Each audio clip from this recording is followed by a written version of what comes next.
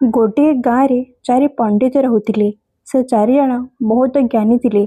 ସେମାନେ वेद एवं शास्त्रर गभीर अध्ययन करथिले, किंतु तांकर व्यावहारिक ज्ञान बिल्कुल शून्य थिला।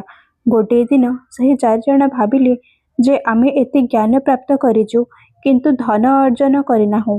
ଆମେ ଏବେ ସହରକୁ ଯାଇ ଅର୍ଥ ରୋଜଗାର କରିବା ଉଚିତ। ସେହି ଚାରିଜଣ ଏକ ସାଥିରେ ଯାତ୍ରାକୁ ବାହାରିଲେ।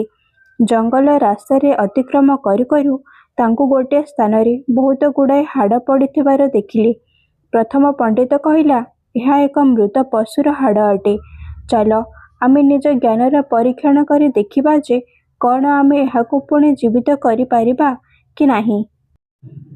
ଦ୍ୱିତୀୟ ପଣ୍ଡିତ ସହମତି ଜଣାଇ କହିଲା, ଏହା ବହୁତ ଭଲ ବିଚାର ଅଟେ। ମୁଁ ନିଜ ଜ୍ଞାନ ଦ୍ୱାରା ଏଠାରେ ପଡ଼ିଥିବା ହାଡ଼ଗୁଡ଼ିକୁ ଯୋଡ଼ି କଙ୍କାଳ ବନାଉଛି।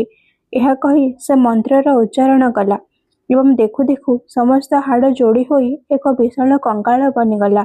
ତୃତୀୟ ପଣ୍ଡିତ କହିଲା, ୱାଃ, ଏବେ ମୁଁ ଏଠାରେ ମାଂସ ଏବଂ ରକ୍ତ ଭରି ଦେଉଛି। ସେ ନିଜ ଶିକ୍ଷାର ଉପଯୋଗ କଲା ଏବଂ କଙ୍କାଳ ଉପରେ ଖାଳ, ମାଂସ ଏବଂ ରକ୍ତ ଆସିଗଲା। ସେ ଏକ ଭୟାନକ ସିଂହ ହୋଇଗଲା, କିନ୍ତୁ ତାଠାରେ ପ୍ରାଣ ନଥିଲା।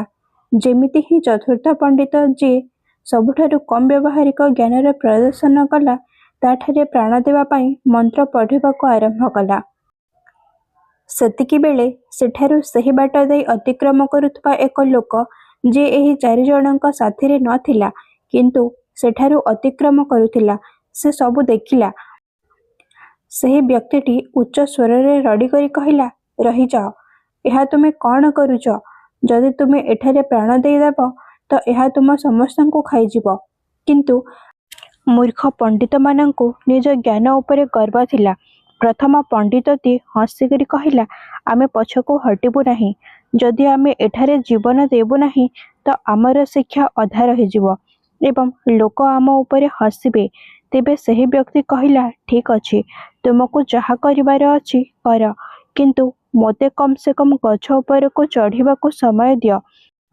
ସେ ବ୍ୟକ୍ତି ଜଣକ ଶୀଘ୍ରତାର ସହିତ ଗଛ ଉପରକୁ ଚଢ଼ିଗଲା। ଯେମିତି ଚତୁର୍ଥ ପଣ୍ଡିତଟି ମନ୍ତ୍ର ପଢ଼ି ସେହି ସିଂହର ଶରୀରରେ ପ୍ରାଣ ଦେଲା, ସେ ଭୟାନକ ସିଂହ ହୋଇଗଲା ଏବଂ ସେ ତଳେ ଛିଡ଼ା ହୋଇଥିବା ସେହି ଚାରିଜଣ ମୂର୍ଖ ପଣ୍ଡିତକୁ ମାରିଦେଲା।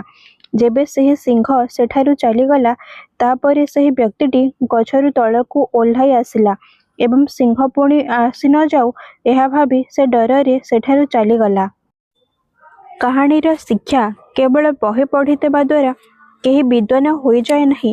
ଅସଲି ବିଦ୍ୱାନ ସେ ଅଟେ, ଯେ କେଉଁ ଜ୍ଞାନର ପ୍ରୟୋଗ କେବେ ଏବଂ କେଉଁଠାରେ କରିବାର ଅଛି ଜାଣିଛି।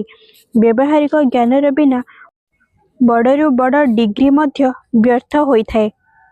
ସାଙ୍ଗମାନେ, ଯଦି ଆପଣମାନଙ୍କୁ ଏହି କାହାଣୀଟି ଭଲ ଲାଗିଲା ତ ନିଶ୍ଚୟ ଲାଇକ୍ କରନ୍ତୁ ଏବଂ ଆଗକୁ ଏହିଭଳି ଭିଡ଼ିଓ ଦେଖିବା ପାଇଁ ଏହି ଚ୍ୟାନେଲକୁ ସବସ୍କ୍ରାଇବ୍ କରିଦିଅନ୍ତୁ। ଧନ୍ୟବାଦ।